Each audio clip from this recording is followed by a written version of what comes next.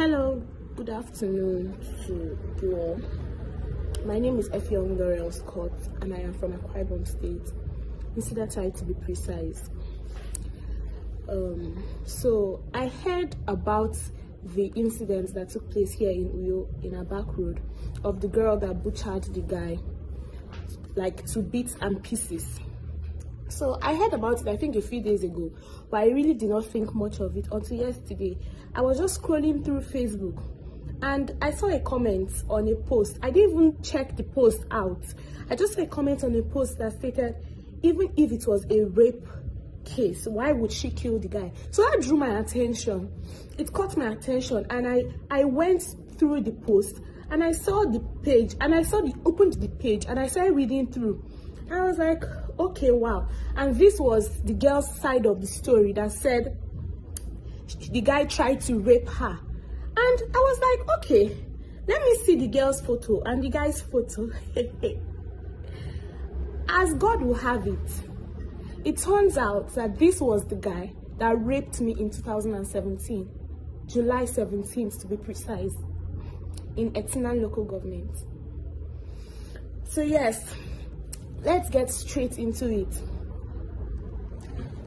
My family and I came back to Akwa Ibom in 2012. I grew up in Maiduguri to be precise. So due to the security insurgency and all that, we came back to Akwa Ibom, to Akwa Ibom State. So my dad was transferred to Etinan and we moved to Etinan to be with him. I celebrated my 18th birthday on May 11th and this incident happened in July. I was on my way out on a bike. This guy trailed me on the bike and came to me. He stopped the bike that I was on. He got the number. This person I'm talking about, let me just try to be very precise with you guys. This is the guy that was butchered to death now that I am talking about. This guy is actually a rapist and a killer. Yes, I said it. He's not just a rapist. He's a serial rapist. So this guy met me, he spoke to me, he sounded so sound. Yes, the same thing the girl said, the same thing, the exact way. That is how it is. Yes, the guy sounded so sound. He was like, okay, since you're in a haste, just give me your number. When you come back, we'll get to see and talk. And me too, I was in a haste. I was like, I better just give him the number. It's not like I'm going to pick up his call or something. Do you know that on my way back home, when I was on the exact spot that he met me to get my number, my phone rang and I picked up and he was like, okay, where are you? I told him, okay, I am where he saw me. And by this time, this was already around 6:30 in the evening. In Etinan, you know that by 6 o'clock, everybody is already on their way home. Everybody is already inside their houses and it is already late and almost dark. So, he told me to stop by a particular filling station. I will be giving details. This particular filling station is called Ngozi Filling Station and it is in Etinan.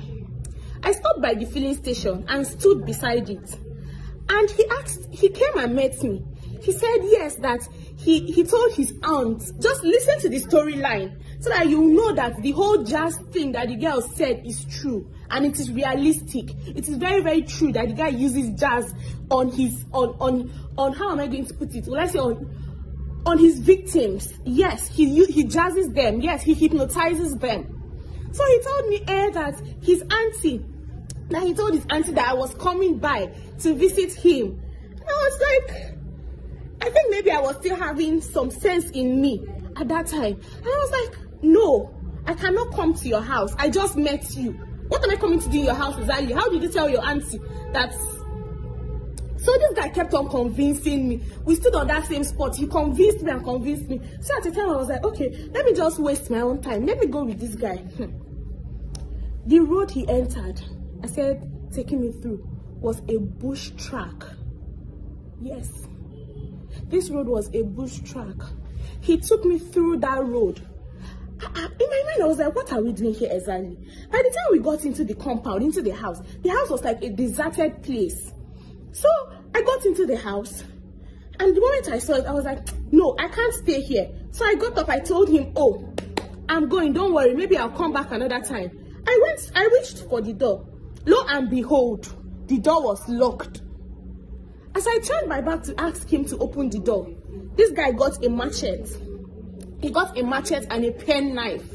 And he told me, in that girl's exact words, that he will rape me and kill me and nobody will know about it. And nobody will do anything about it. Yes, those were his exact words to me too. No single thing changed. No single thing changed through time. I begged as an 18-year-old. I begged, I cried. What didn't I do that day? I begged him. I was literally crying. Fine, he still had his way with me. He had his way with me, not once, twice, to be precise. I got back home that night around 11 p.m. I got back home, I snuck into the house. I had my bath. I cried my eyes. I cried for days. Well, if you know me, you know that I left Etinan just a few weeks after that event. I left Etinan because of the series of events. The only person I was able to tell about this thing then was my elder sister. And I told her about it. Turns out he got to know that my elder sister knew about it. And he started threatening her from that time. And this guy's name is Akwaowo Japheth. That is his name. Quote me. I am the one, Laurel, that is saying it. That is his name. This guy's name is Akwaowo Japheth. He's not, I can vouch on it. I can vouch on my life that it was not that girl did not just want to murder him. Now, let me tell you guys something. When this event took place that night, when he turned his back, I saw an iron, a metallic thing. I held it in my hand, but I didn't have the mind to hit this guy with it. He now turned, he saw me with it. He was like, do you want to hit me? Oh yeah, go ahead, hit me. But I didn't have the mind to do it. But as God will have it, he met his match. He met his Waterloo. There's what my mother always says. She said, it is that thing that is sweeting you. That is what is going to kill you. And trust me, that is what killed him. See, if you've had an experience with that guy, if that guy has had anything to do with you that was not based on consent in the past, see, this is the right time to talk and speak up. Yes, this is the right time to talk and speak up. Because I know our own Akwa Ibom state government, this thing in the long run, that girl she will go to jail. Because they will not think it is. We all know our very Nigerian government. We know our policies. There is nothing like self-defense to us. Yes, nobody will take it as self-defense. And I'm so excited. I'm so excited that yes, it took 4 years before this thing, before everything came to play, before he paid for his crimes and everything, but he died a painful death. That is the beauty of it all. That is the joy of it all. Like, he did not die like a normal death. Like, okay, yes, she just stabbed him on his heart. No, he felt the pains of people that he had hurt in the past. Yes, he felt that pain before he died. Yes, and he felt it on his flesh. And I believe from the post I saw, his legs were apart. His leg was away from his body. That means she butchered him. Like, how? Like, she maimed him. Yes. And that is the joy. See, if that is this is the only thing that can save this girl at this time. This video. If you've had any experience with this guy before, if this guy has done anything to you, any form of rape to you, if you've had if you've had this experience with this guy before, with this said Akwaowo Japheth, please speak up. Speak up. Yes, it was self-defense. If I had the mind to do what she did years ago, I would have done it 10 times over. Yes. Because rape is not something to be joked with. It has messed with me. That particular incident that lasted for a few hours, it has messed with me. It has messed with me. I'm not his first victim, and I'm very sure I was not the last.